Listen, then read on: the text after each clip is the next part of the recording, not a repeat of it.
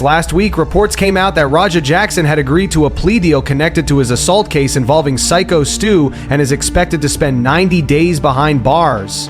Raja will also be required to pay more than $80,000 in restitution along with completing 2 years of formal probation. During a live stream last night featuring Rampage and Adrian Broner, Raja made a short appearance and finally spoke about the situation himself. Yeah, I want to do it.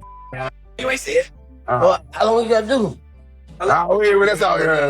We can talk. We can't talk about that. But you are going to jail. Get off the streets now. Whatever. I will. The irony good, man. Get it. Hey, justice was served. No. No. Your lawyer. No. He need to learn. No, but are you serious? No. You need to learn. You need to learn. What do you mean? Hey, we'll talk about that later. He basically telling you, go sit your close. You do got a W lawyer though. Yeah. I ain't gonna lie. Yeah. You got a good lawyer. No, fact. You got a good lawyer. Yeah. Fact. Justin Gatesy believes things became very emotional during the White House press conference when Ilya got into a tense and heated confrontation with Josh Hogan.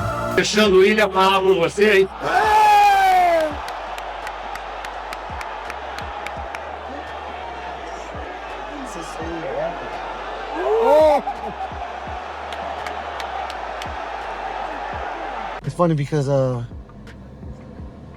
he's very emotional, so that was good to see. He got emotional when, although I do get emotional defending my friends as well. So, but you can't let another man control you like that. Never. Sean Strickland and Ariel Helwani got into a heated back and forth last night. Ariel heavily criticized Sean for all the trash talk aimed at Khamzat Chimaev leading up to UFC 328, only for Sean to later claim that it was all just... You talked about his religion. You talked about his mom. You talked about his family. You win that fight and tell the world that was all for show? That was all for promotion? That is the biggest bunch of bull that I've ever heard. That is fraud. That is cowardly. I have always said that, and Sean's a big boy, and I think he can handle this. You cannot do what he did and say what he did in the build up to that fight and then tell us seconds after the fight is over, I was just trying to sell the fight. Yeah. You can't do that. You cannot walk that back. That's family. You called his mother you called his religion awful things. That doesn't go away, I'm sorry. And all that tells me is, you're not who you say you are.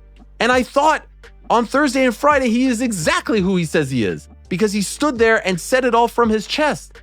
I always said Matt Serra versus Matt Hughes, the culmination of that feud, was the most disappointing thing of all time. Those two guys hated each other. And at the very end, they hugged it out and said, we're all good. Remember the build up to that? Oh, yeah. It was venomous. Sean responds via X. Sean Strickland wrote, "This is why I don't do media with him. You are a leech who I have never respected, and the moment I met this man, I knew his quality." And he added that the hatred between them was real, saying that what Ariel said about him was wrong, and what he said about Ariel was also wrong, and explaining that this is what hate and anger does to people, and that it may still be there, but they earned each other's respect through blood, while also saying he would never expect a man of his quality to understand, and calling him a pathetic MMA leech who has done nothing except criticize men who are better than himself. Sean continued by saying that Ariel personally thanked him once for standing up for Israel during the 7th attacks, and he stated that he stands by that, while also explaining that over time his views changed dramatically from hostage rescue to what he described as collective punishment aimed at women and children, and he also said that the AIPAC joke may have rubbed him the wrong way because of how strongly Ariel supported Israel, and he ended by repeating that Ariel is a weak man who he will continue to avoid.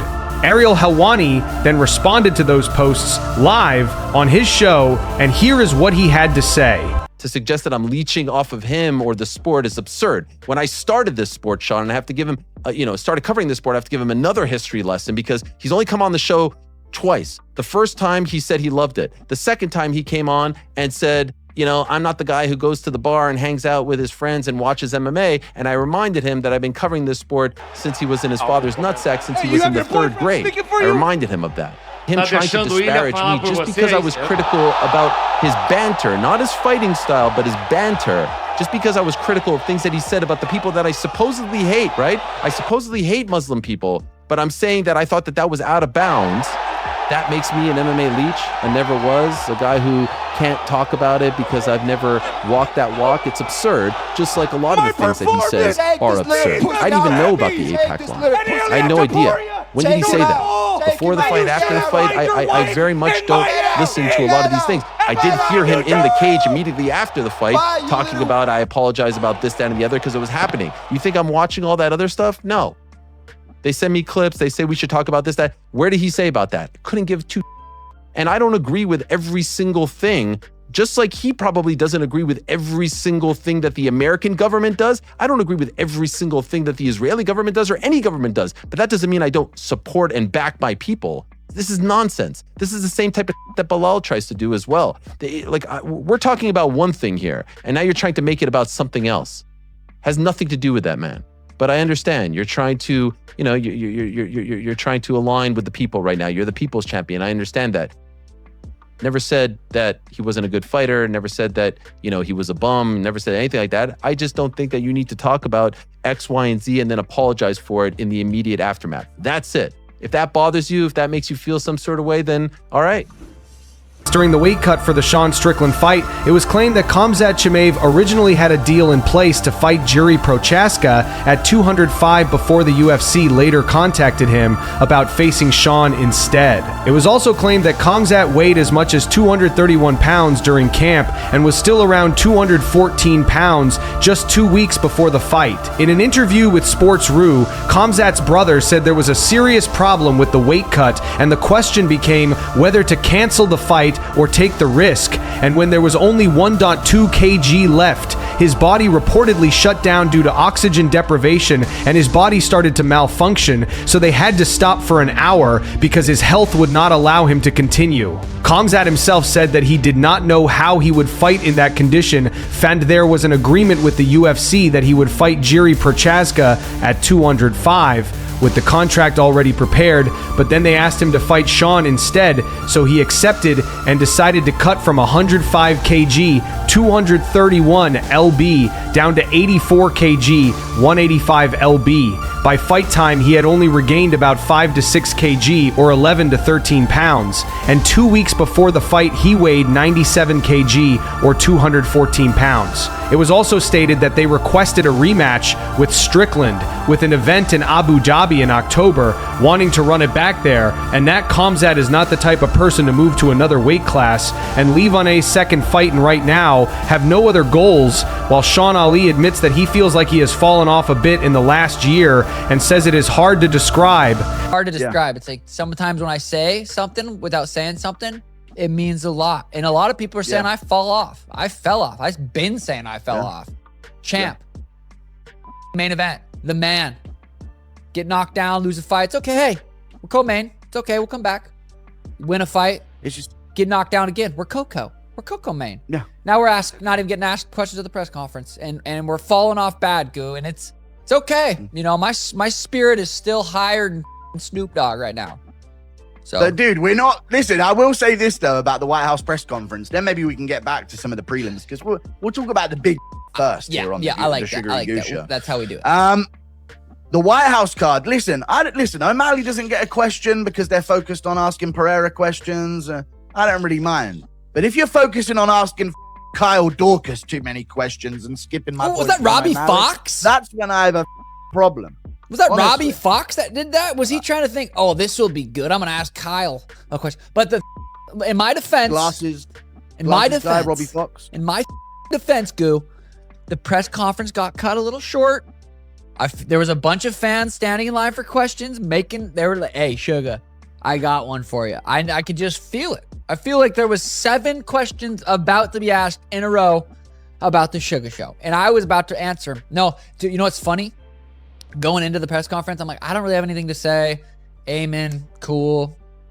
7-5. I had nothing to say. In my mind, I'm like, I don't really want to I didn't really give a to get asked a question because there were so many stars on the board, on the thing. It's like, the less I could say, the better. Didn't have anything to say. Didn't really care.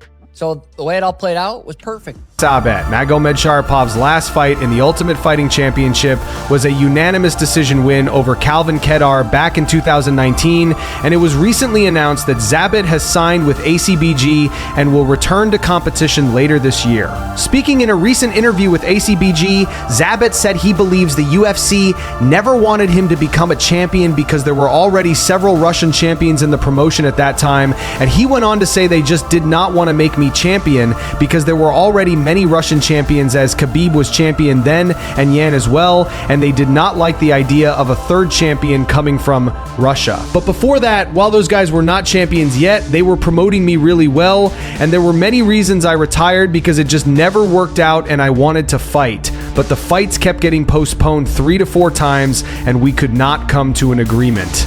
I was cutting weight, going through full training camps, flying to America, and when you already go through the whole process, like the weight cut and training camp, everything, then you arrive 2 to 3 weeks before the fight and they tell you he is injured and they postpone it again. So I would go back home and then start preparing all over again. Imagine going through that every time. It happened to me like 5 times and I got tired too. Because how much can a person take? And we even had an agreement that if they pulled out a 3rd time, they would automatically give me the title shot. Those talks happened, but the 3rd time they again found many excuses and started offering me different opponents like Zombie and others. But realistically, at that moment, it was me and Rodriguez who were the real contenders. Ronda Rousey once again went off on Hunter Campbell, and Ronda revealed that she originally approached Hunter and Dana White about fighting Gina Carano in the UFC, but says Hunter was dismissive of the idea because both women are older now and he was not confident in how the fight would perform, while also asking, were you disappointed when it didn't work out with the UFC? When you brought this to them, you said you brought it to them and it didn't work out. Did you feel like that was a blow after everything you did? You were the biggest star, all that stuff. Did you feel for a moment, wow, I can't believe this is not coming to fruition? No, it wasn't personal, you know? Well, with Hunter, it was personal because he was just a asshole about it. How was he an asshole? Can I ask? Like, what did he say to make you feel this way about him? He was just being such a chauvinist prick. And he was being so dismissive and like being like, just trying to get me and Gina to value ourselves less from the get-go and acting like this isn't the greatest thing that has fallen into his lap and since he's been there. And he was like, oh no, you guys are just so much older and I just don't know how it's gonna do. And I'm like, who the is this guy? First of all, I didn't even know who he was. I thought he was told me he's the lawyer that's gonna come and show you your pay-per-view numbers. So I'm like, fine, I don't care. Like, I'm gonna knock this out of the park. Like, I love being, having my pay be performance-based. Like, I'll go show you.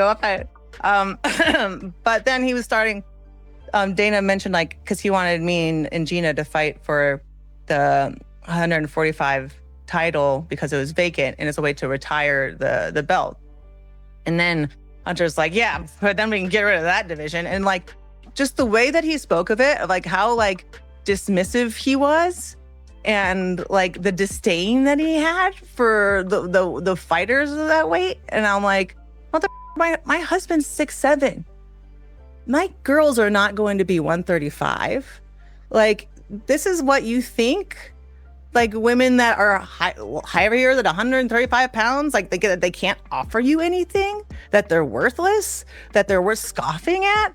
And it just really rubbed me the wrong way that this guy is the person that's going to be shepherding the company that I helped build. Mike Perry and Nate Diaz did a face-to-face interview last night ahead of their upcoming fight on Netflix scheduled for May 16th. During the interview, Nate went off on Khamzat Chimaev and Sean Strickland over all the drama that had been building up around their fight, only for both sides to calm things down afterward and end the moment by hugging and shaking hands. Yeah, but I saw highlights of him hugging and shaking hands right off the bat and the whole time. It's like you just bullshit me. I ain't bullshit, but I keep it real all the way through. That's what I got out of that fight. I didn't watch it, but I saw the highlights. Sure. I saw feedback on it, and I saw the war that was a lot of things bullshit to us. Yeah. You wouldn't I'm do like, that, you don't right? gotta bullshit me. I'm gonna watch. I wouldn't be able to because they're sleep at night if I was sitting there bullshit. Right. A bit of what Strickland said afterwards is that, that they kind of shared that moment. They did sell the out of it. The that they were saying beforehand, but Keep selling all the way through them, motherfucker. We're not friends or anything like that, but I'm not gonna play around and make no fake artificial beef with you. I think you're great. I think what you're doing is great. I think you're violent and mean and all that. Came here to fight, train hard, win, and get your up just like I know you're planning on my up. And I'm not gonna put no artificial beef out there, okay? It's all Where good. do you think it's all you beat good, me man. at? I just think, I'm gonna get it done. Dana White reveals multiple UFC sponsors reached out to him over the years to fire Joe Rogan, but he refused every single time. This guy I need right here. I need him to do commentary. He's educated on martial arts. He's not afraid to talk about controversial. This is my guy. So I reach out to Rogan and we hit it off immediately. And, you know, in Rogan's rise, you know, he's gone through some personally too, you know, where I've had people call and say, hey, you know, whether it's sponsors or whoever, you know, you got to do this to Rogan. And I'm like, don't ever call me. Who the are you to call me and tell me who I'm gonna fire or do whatever to? First of all, Joe Rogan did the first 12 fights for us for free.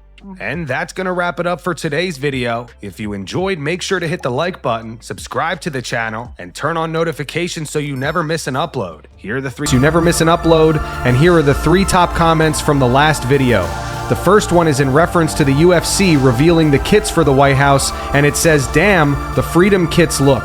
The second one is from J-Rock the Alien, and it says, those Freedom Kits make them look like soccer players. And the final one is from Nanner B, and it is in reference to Henry Cejudo saying he thought Khamzat beat Sean Strickland, and it says, was Henry watching the same fight as everyone else?